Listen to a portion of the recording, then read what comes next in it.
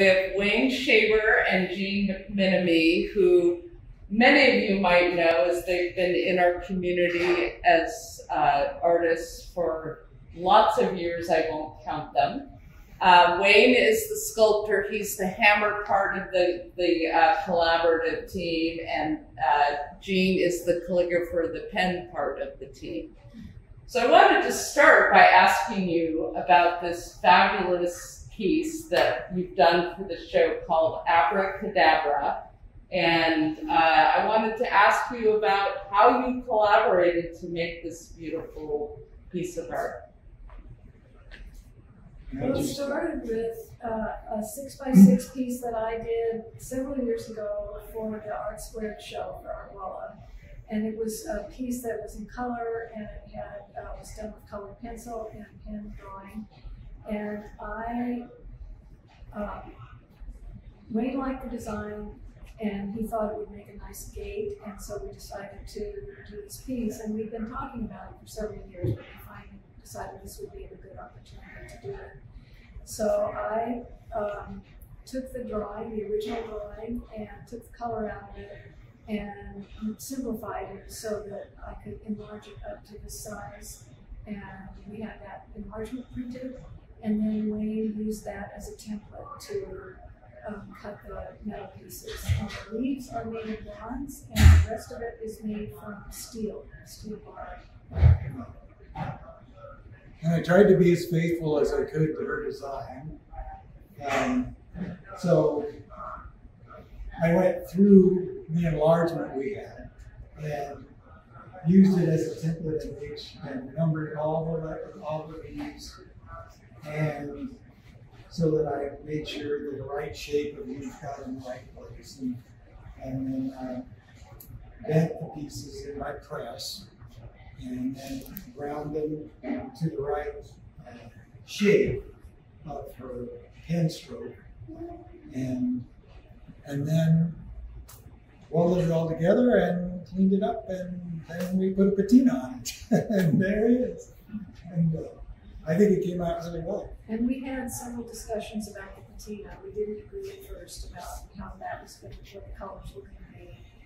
And that's one of the ways that we work through things. No, I don't think so.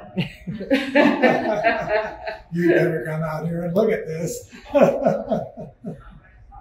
So it's taken a lot of years. I mean, we've been together for 47 years, and there were a lot of years there where we didn't collaborate so well. It was hard to work together on something. Well, Jean used to be a potter, yeah.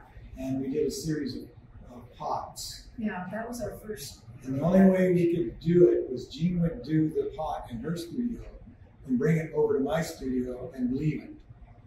And then I would figure out what kind of metal piece would go on it. We made handles on teapots or on vases just for a decorative effect. And I wish we had some of those now, but we sold them all. And that worked really well.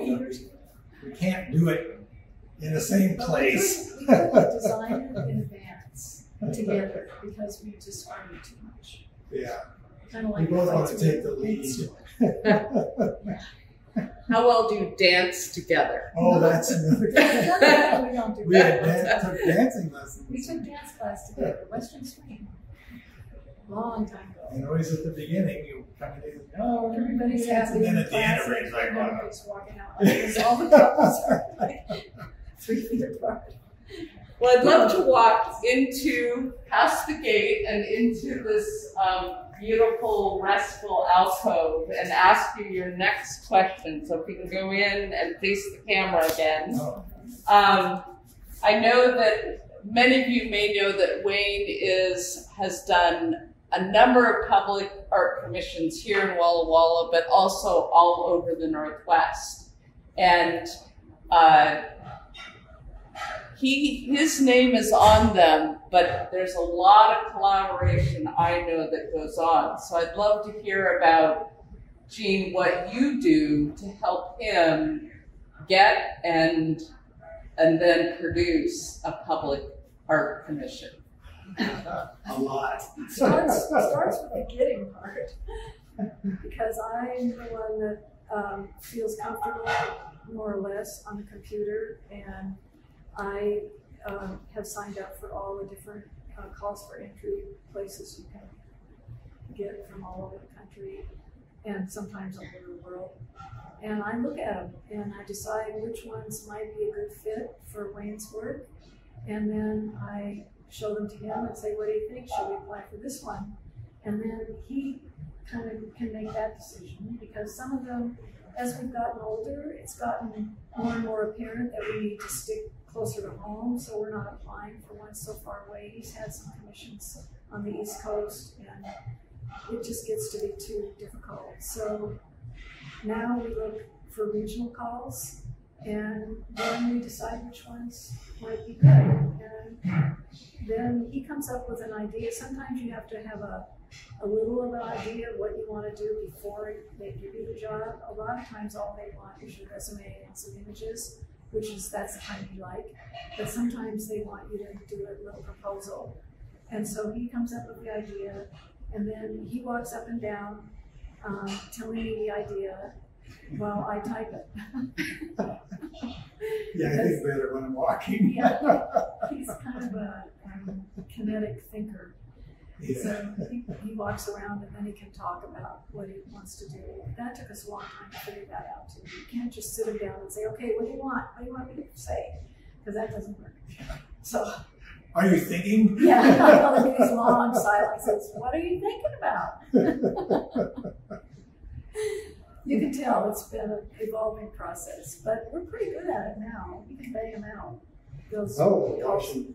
Washington State Arts Commission used one of our proposals or our entries as an example. Yeah. Put it on their website. We were driving over to Seattle, and Jean's on her phone. She said, guess what? This is how you do it, guys. Do it this way. Yeah, that was yeah. So out of all of your public art commissions that you have, which one would you suggest for people that are traveling in the Northwest to make sure that they see when they're in this particular city or area? Yeah. What's your favorite one? Well, one of my favorite, I think it might be my favorite, is there are two bas-relief bronze panels on the Multnomah County building in Portland. And they're right on a busy street, so you kind of have to pull off the park to really see them because you're just going by. But I really like them. I thought they turned out really well. They took a long time to do. I mean, we sculpted them in clay, cast them in bronze, and then when Trevor stood them up, I said, no, that's not going to work. And so I took them home and we resculpted them in metal. I mean, changed what bothered me, and we just worked on it until it got all soft and buttery. I mean, it was like, Gene keeps going, well, when's it going to be done? He said, I'll know, it'll feel right. And we had the time to do it because they were having an election in the county, and they didn't want to put them up before that because people would complain about spending the money. So I had months after, maybe the next summer after the election. So I had lots of time to do it. And then we still got comments when the day we put them up. Always. Actually, it was the next day we went back in the morning to take pictures after we spent the whole day installing them. And somebody walked by while we were looking at them and taking pictures and said, that's not our tax dollars at work, is it? Yeah, who paid for that? But that always happens, always happens. And then there's other people that, wow, those are cool. They're big. They're 14 feet high, 5 feet wide, each one of them. There's two of them. Oh, nice. Yeah, they got it. So I want to switch gears a little bit and talk, which I know there's probably less collaboration on the work that you do as a calligrapher, and just look at some of these pieces which are very detailed, very perfect, and I want to understand, when you put together a piece like that, is that do you just do one, or does it take many takes before you get this one? Any of whichever one you want to talk about? Well, the one on the right took a long time because I couldn't get the color I liked for the piece, the parts that didn't have the calligraphy on them. So it took a while to get to that. But I like to take photographs, and I don't consider myself a photographer, but I use my photographs a lot in my work. And that one started out as a photograph of some wet autumn leaves on pavement. And I liked the photo, but then I just cut it up into squares and made that little kind of grid thing. And I had found that quote, and I just loved it. And somehow, I don't remember how that came together exactly, but it did. And it was odd working on it, because that's one of the ones I did last early spring before the show got canceled. And so I was working on this sort of autumnal piece in February or something. And that piece, the background of that piece, started life as a much bigger piece that I did as a companion piece to a sculpture of Wayne's that hangs in Mount Homa High School in their big commons area. And the piece is called Pending Communication, and it's a mobile of letter forms and universal symbols like mathematical symbols and musical symbols that are all cut from sheet aluminum and arranged, and they're suspended in that space. And I did this companion piece that's about language as, I forget, but it's two different quotations. Basis of civilization. Yeah, the basis of civilization basically comes from the alphabet, from all the letters of the alphabet. And so I like that piece, and I have the original background painting that I did, and then I scanned all the letter forms, and I did the research for a lot of those letter forms, because a lot of them are from other languages that use different, they don't use the Roman alphabet. And I had to put that all together as part of Wayne's proposal. And so I had all of those, and I had either hand-drawn them or scanned them from somewhere, and I created that composition. And the original is on an acrylic painting that I had photographed, and then I put it in Photoshop, and I arranged all the letters and the letter forms and the symbols on it. And the background painting is a really deep blue, and it kind of looks like the universe out there. It's kind of mysterious.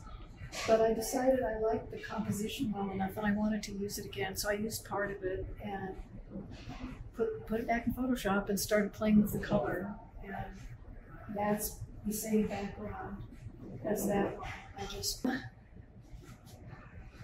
So that's how those two pieces happened. And then I was just playing with the idea of alphabets and the design, just the design of it, as a sort of an exercise. I had fun doing that part. So thank you. That is amazing. And so, I mean, these are very complex works of art that, you know, you just have to appreciate the number of hours and the number of retakes that you probably do on those. I want to turn our attention behind you guys to the jewelry that's on the wall. And this is a family show. This is actually work done by their son, Ara. And Jean's wearing one of the necklaces. But I love the fact that he has this, you know, creative process that really he loves doing. And so we wanted to feature him in the show as well. And my favorite story about that, Patty, if you can follow me around, is that when we were intaking this jewelry, he very quickly said, well, here's the way to display it, like this. He has a really great sense of humor, and actually I think it's part of Wayne's sense of humor. So he just felt like the sculptures were the perfect place to display his jewelry. So I see a lot of aura in both of them, and Wayne's sense of humor, which I think you see coming through in this lovely sculpture. Wayne, if you can maybe talk about, sort of how you translate your sense of humor into some of your sculptural work. Oh, well, in most of these cases, like the Buddha bird, I have a project. This was for the Dornbecker Children's Hospital in Portland, and I had a whole courtyard that I was assigned. And this is a smaller version, but the original one was about that size. But so I wanted something, an altar, because it was the oncology ward for kids, and I wanted something that the parents, everybody could enjoy, could find humors, from a little kid up to an aged person.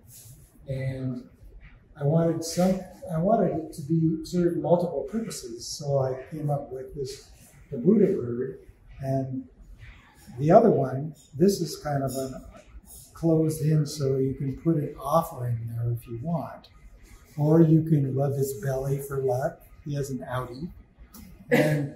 Or you can just think it's funny, like as soon as we installed it, a little girl came running out and she said, "Look at the funny bird," and she jumped up on his shoulders. And I thought, boy, I'm sure glad that rock is very heavy, because I never considered that they would just jump on it. So anyway, so this was a version, it came from that. It was a derivative of that project. And this was actually in that project too. I've used the larger version, the guard pigeon, many times. Well, it graces our streets on Main Street. Yeah, it's on Main Street. Yeah. And but it's also on top of the pavilion that's in that courtyard too. And this piece, this is the original hammered copper piece that one of my favorite sculptors is Calder, and he had a thing for circuses and stuff. And when I was in Florida, in Sarasota, I went to see John Ringling's home is in Sarasota. And so I went to his home, and they had a museum there, and it had all of its wonderful stuff that I had seen when I was 5 years old when the circus came to Walla, the Ringling Brothers. And so I wanted to do something circus-like. So I did the birds with balls. And this is the original hammered copper one, and then we have a mold for it, and I did it in bronze. And that's a candelabra, which sold. Somebody has that up on Coeur d'Alene Lake.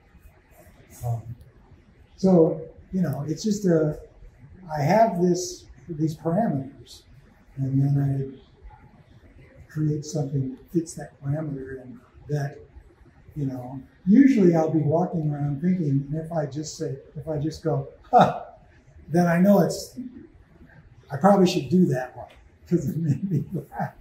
So anyway, that's how I do it. A lot of times it helps to have the parameters.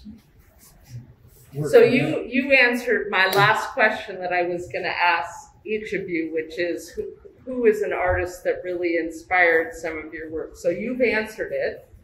So I'd love to have you answer who an artist or what a teacher that really inspired your work.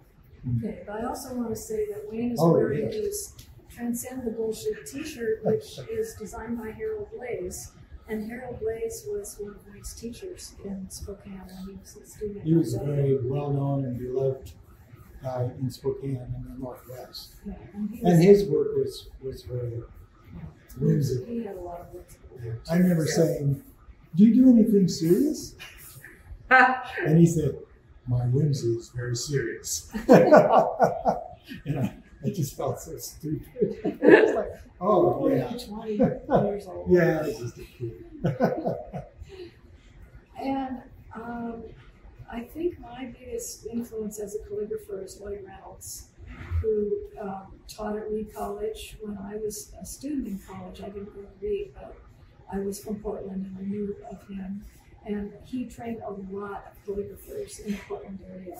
And I came and went to Whitman for my freshman year, but then I went back to Portland, and there were a lot of people who were becoming teachers who had studied with Lloyd, and I studied with some of them.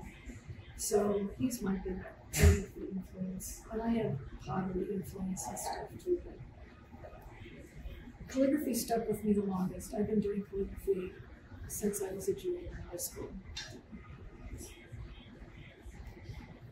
So last but not least, I'm going to move the guard kitchen and let Wayne and Jean talk about, you need to set it up because I know I can't do it. Yeah, we wanted to bring this and show So you. this explains how they work together There you go. and how they, I'll let you go from there. Yeah. Well, we decided we'd do a Valentine for this contest they had here in town. It was so many years ago. Yeah. Yeah. Well, we'll do a Valentine's right out of the shop. You know, Calder's influence. I don't know if he ever did a stay-deal that was also a mobile, but anyway, yeah, he probably did. But so anyway, we took it in there. I was so proud. I mean, this is one of my favorite pieces. And me too, because it was my Valentine. We didn't win anything. They wanted the Philly ones. Yeah. And so, but anyway, so I always think of it as Jean and I and how we interact.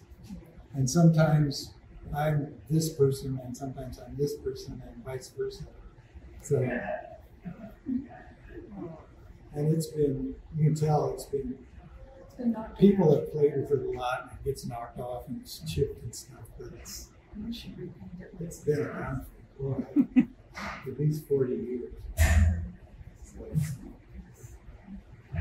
And that was for, I'm going to get into this.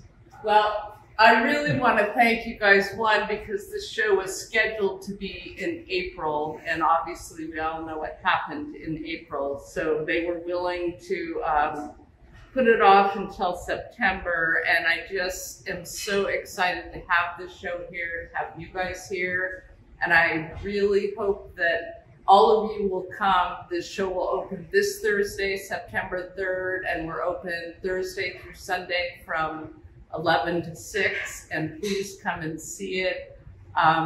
His work, both of the works have really not been seen in Walla Walla for a lot of years other than on Main Street and some art squares. Right. So please come and take advantage of how lucky we are to have such great artists be in our gallery. well, thank you for inviting Yeah. us. And thanks for letting us postpone the show and do it in September, because I know you had other plans for this one originally. It was just going to be the part the owners of the gallery show, but we're really happy that we didn't have to do it. So I'm just going to sit in the gallery and pet the guard pigeon. Thank you so much, you guys. It's just we're Well, so thank you. excited to have you here. Thank you so much. We're so glad to be here. We haven't had a show in Walla Walla in so long.